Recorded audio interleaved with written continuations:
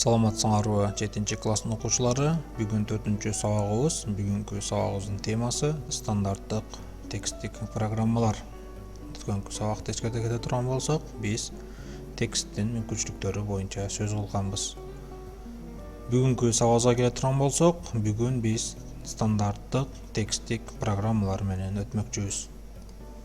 Windows 7 иштетүү системасында стандарттык текст менен иштөөчү программалар бар. Алар WordPad, Blocknot, Записки деп аталат экен. Биз иштетүү системабыз Windows'тун 7-чи поколениясы менен иштейбиз. Ал эми иштетүү системасында стандарттык болуп, бизде 3 программа каралган экен.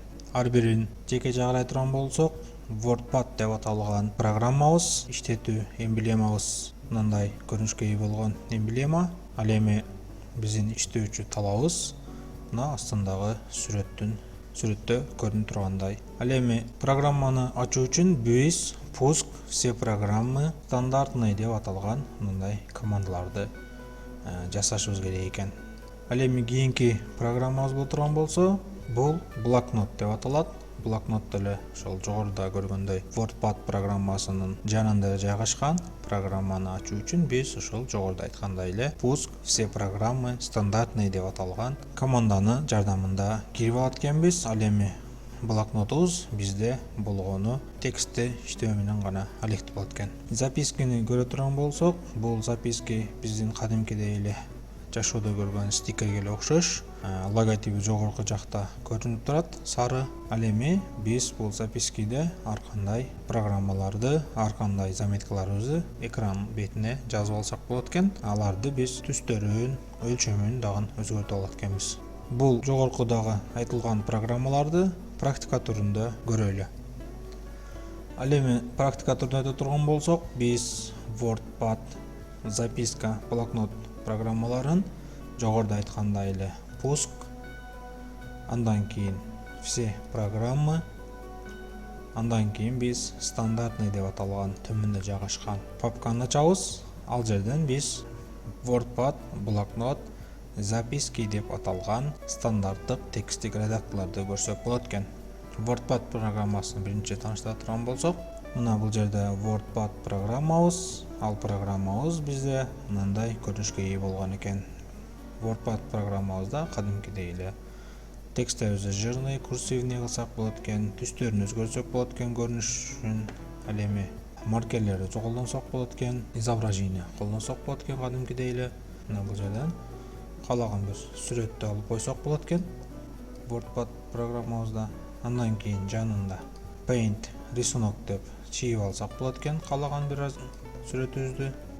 Мына документте турган болсок, мына кадимкидей иштегенге болот экен. Ал эми времясын коюп койсок болот экен, кандай форматта экендигин. 11.04.2020. Андан кийин вставка объект деп келе турган болсок, ал жерде объекттерди түзүп алсак болот экен. Кандай объект киргизебиз? Мисалы үчүн Photoshop, дагы башка Corel Draw, дагы башка мүмкүнчүлүктөр, мисалы үчүн Adobe Acrobat окей дей турган болсок, бизге мындай болуп Adobe Acrobat программасы ачылыш керек. Мына бул жерден мындай болуп бир терезечебиз ачылды. Ал жерден биз ошол PDF деп аталган форматты тандап алсак болот экен. Андан кийин поиск деп издесек болот, ошол жерде замен кылсак болот экен. Анан выделение все деп бардыгын тандап алганга мүмкүнчүлүгүбүз болот экен. Бул программабыздын аталышы бизде WordPad программасы болот экен. Аны бул жерден выход деп, не сохранить деп чыгып кетебиз. Ал эми кийинки программабыз ошолордун да жанында стандартный терезесинде жайгашкан. Бул жерден биз Blocknot дегенди ачатын көрө турган болсок, бул жерде сүрөт койгонго мүмкүнчүлүк каралган эмес экен. Бул жерде файл, создать, открыть дагы, андан кийин правкадан турласак болот экен. Шрифттерин оңдосок болот экен. Ал эми бул жерден вид кылсак болот экен. Справка бул жерде мүмкүнчүлүгү өтө кичинекей экен болгону, бул жерде сүрөт дагы киргизе албайт экенбиз жогорудагыдай. Дагы башка кошумча программаларды дагы киргизгенге мүмкүнчүлүк жок экен. Ал эми кийинки биз үйрөнө турганыбыз бул жерде записки деп аталган программабыз. Ал записки дегенimiz мынага окшогон стикер деп атап койсок болот. Биз аны жардамында, мисалы үчүн буну чоңойтуп койсок болот запискабызды. Эгер текстти өзгөртүп турган болсо, мына жабасам, кайра стандарттык абалга алып келип, кичинейтирип койсок болот экен. Бул жерде бул бизге стикер катары жардам берет экен. Мисалы үчүн 7-ci класстардын сабагы деп коюп отурган болсом, сабагы деп жазып отурган болсом, мага бул жерде эскертүүчү катары ушул экранда жайгашып турат экен. Ал эми жогоруда новая вкладка, новая страница деп жаңы ачып алсак болот экен. Ал эми жогорку жеринен мышканы оң жагыбызга турган болсок,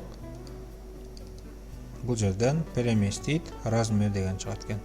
Ал эми астыңкы жагынан жаза турган болсок, бул жерден копировать, вставка, удалить, выделить все, андан кийин бул жерден түсүнү дагы өзгөртүп алсак болот экен. Бул жерден ар кыл түс кылып, каалагандай, өзүбүзгө жага тургандай кылып өзгөчө кылып жасап алсак болот экен. Сиреновый дейт. Бул жерден өзгөртө турган болсок, белый, андан кийин желтый деп ушул бир канча түстөр коюлган экен. Бул бизге жашообузда стикер катары колдонуучу деп атасак болот. Бул дагы бизде стандарттык тексттик программа болуп саналат экен. Windows 7-де ушундай кошумча тексттик. Ал эми бул жерде биз көп мүмкүнчүлүктөрдү карай албайбыз. Мисалы таблицабызды иштете албайбыз, сүрөттөрдү кое албайбыз. Ошондуктан бизге дагы күчтүүрөөк программа керек болот экен. Булар болгону ушу. Булар бизге убактылуу гана жардам бере алат экен. Мына биз жогоруда сөз болгон 3 программа боюнча сиздер менен теориялык, практикалык түрдө сабагыбызды түшүндүрүп бердик. Көңүл бурганыңыздар үчүн чоң рахмат. Үйгө тапшырмабыз ошол жогоруда сөз болгон 3 программа боюнча интернет булактарынан маалымат алып жазуу. Кийинки сабактарда көрүшкөнчө саламатта калгыла.